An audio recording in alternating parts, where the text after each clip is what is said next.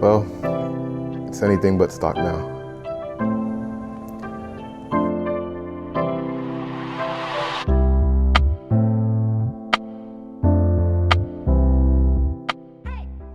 Hey guys, how are you doing?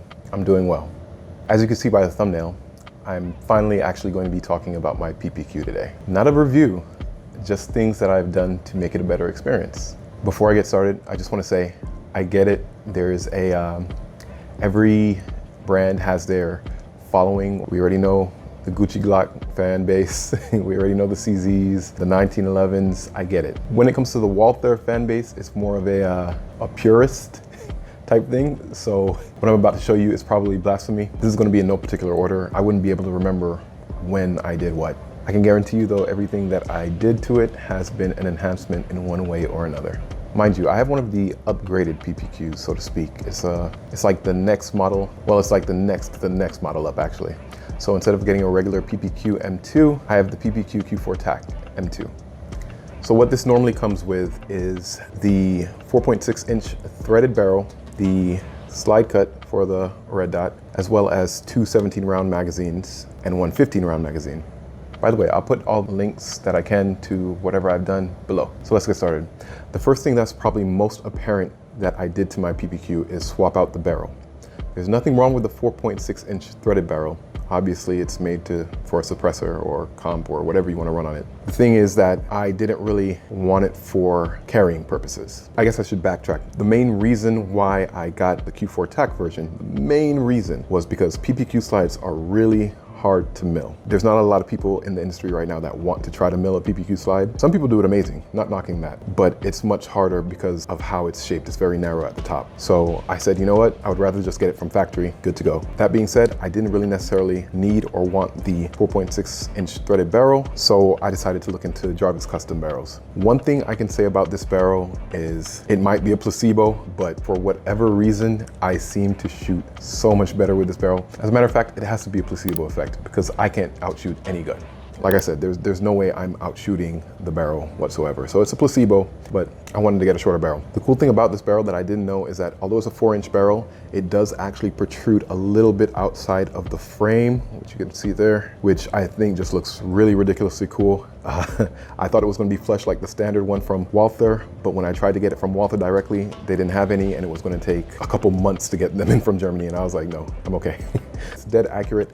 Loved it so much. I chromed it out, polished it, and man, it looks really, really nice. The other thing that's pretty noticeable on my PPQ is the red fiber optic that normally comes standard with the Q4 TAC model. I have completely replaced it with a green one. Really easy to do. For me, green works better than red. I just have a better time following and acquiring targets on green. So everybody's different. For whatever reason, that's the case with me. I like it a lot better. I think it looks better with the whole build, and that was the next one I did. Here are some of the fiber optics. This is actually really easy. A lot of people don't know that you can actually do this super easy. It takes like 2 minutes. Maybe I'll make a video on that in the future. So along with changing the front sight, I also have well, I should probably take it out of the bag. I have a suppressor height sight from Dawson.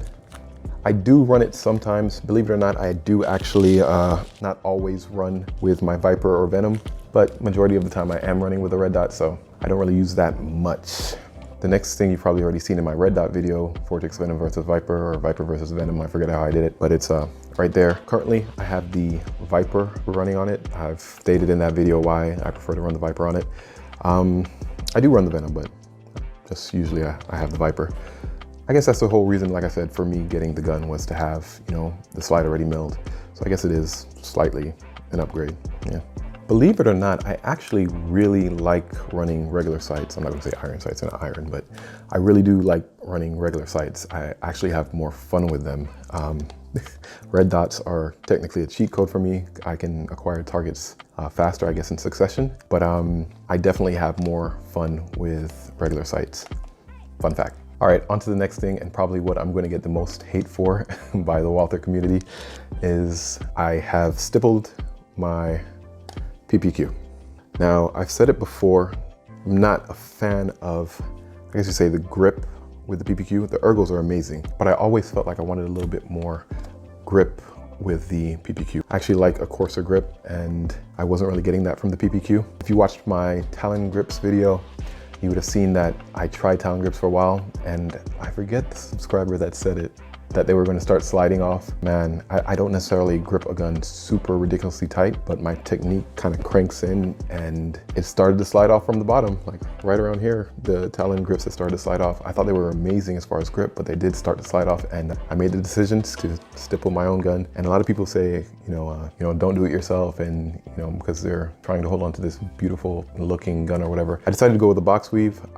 Before it actually looked better, then I took some sandpaper to it and just went to town on it, because when you actually use the wood burning iron or a soldering iron and you actually start the stippling, when it gets heated up and it forms the grooves, it's actually smooth. So you should, after you're done, you go over it with sandpaper. From there on, it gets a lot more like rough ridges, and your hand can actually lock and fall into them. So it becomes a totally different beast. When I did that, it took away some of the beauty of the stippling, but it did add so much extra texture. I mean, it's really rock solid when it comes to grip right now. Probably my favorite thing I've done on it so far. Maybe it might actually be a tie with the next thing that I did. So let's get to that. The next thing I actually did was I worked on my trigger myself. Like I said in a previous video, I have a slight engineering background. I like to tweak things, and to be honest with you, guns aren't that complicated. How they work is not really that complicated. So the firing pin safety spring is actually the second part of, it's almost like a stage. With standard PPQs, you can actually hear there usually is a click before the wall. It would be more prominent on a PPQ that wasn't upgraded. On that first click, it's just the trigger spring. On the second click, it's actually the firing pin safety spring that engages when the trigger bar slides and hits it. So that spring, I take that out and it's not really a heat treatment, but it's a resealing of the coils on the spring. It's actually really easy to do. All you need is a toothpick and a lighter. You can have a $150 trigger job done in a matter of seconds. I'm not endorsing it. I'm not telling you to go do it. I would never do that. I probably will make a video showing how to do it, but it's all at your own risk. I'm just showing you what I have done that I like, that has made my gun so much better. I actually was in a gun store last week or the week before, and I remember the lady at the front desk, she carries a VP9 and she shot plenty of Walthers. So I was getting my father-in-law his PPQ, and she felt the trigger on mine and she was completely blown away. It's funny because she actually ended up asking me if I could work on her VP9 trigger, which is kind of awkward when your gunsmith is standing right next to you. So I'm not gonna do that. I'm not gonna, if I did start doing that, I would probably charge for it, but yeah, the trigger is beautiful. The first week I did it, I actually took it out to the range, and a friend who has his Gucci Glock has, what did he say it was? Either a 2.8 or a 3-pound trigger or something like that. By default, the PPQs have a 5.6-pound trigger, I believe it is. Roughly around 5 is what you usually get. Mine right now is around a 3.5 for the first part of the take up. I should probably do it like this. So right there, you see how smooth that is. It's literally butter. And then the brake usually takes about 4.5. And then the reset right there on it.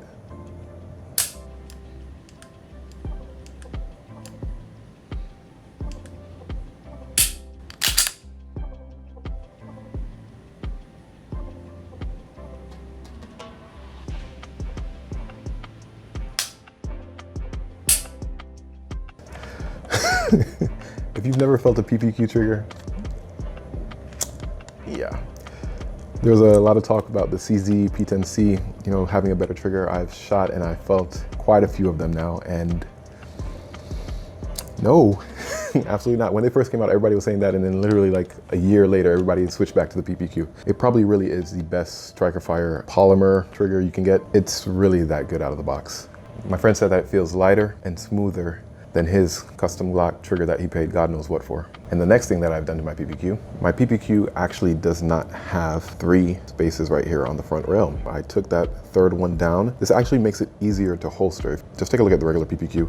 It's very blocky looking right here. And if you have a holster, not necessarily one where you're running a light, but if you just have a regular holster, non-light bearing, you'll realize that the blockiness may make it a little bit more difficult to get into the holster. And I think it looks better. It's functional and it looks better. So yeah, there's that. And you might be saying, oh, but now you have 2 slots on your rail and all that. But you know what? It's still one more than a Glock. I'm playing. The main light I use, it's the PL Mini 2. it's made, and every holster company knows that it's made to go onto the second spot. And I don't honestly think I'm going to be changing the slide. If I do, it'll probably be a APLC mini, and that'll definitely fit on this too, because you have the Glock mount and you have the regular mount. The regular mount actually puts it to the second space again. So again, for functionality and looks, I like it. The absolute last thing that I did, and this one is 100% superficial, I am completely addicted to Duracoating. So right now, this is the Duracoat Tactical Black. I just love repainting guns at this point. I also painted the mounting plate. I may or may not paint the slide bars. I'm kind of torn on it right now. I just think a mixture of the Tactical Black Duracoat with the chrome buffering that I did on the Jarvis Custom Barrel. It's nowhere near what these guys do with these Gucci Glocks, and I don't want to be that guy either, but it is more like a gentleman's PPQ. I think it looks good, in my opinion. Those are all of the upgrades that I have done with my PPQ. If I had to pick 3 things that actually help improve my usability with the gun, it would be for sure the stippling. It's made with a harder plastic on both sides, and the front, the back strap is actually more of a softer rubber. It usually stipples better on the back. The sides and the front are very hard to stipple, and that's why you don't see a lot of stippled PPQs, at least none of the crazy patterns that you see on other guns. I feel like it's a more rugged polymer, but it definitely doesn't make stippling easy. The barrel, and most definitely the trigger upgrade that I did. When I did that, it was night and day difference between groupings. Like, the PPQ's trigger is already good, and then with that, it was just, All right, guys, that's it. Please remember to like, comment, and subscribe, and please hit the notification bell. I'll see you guys in the next one.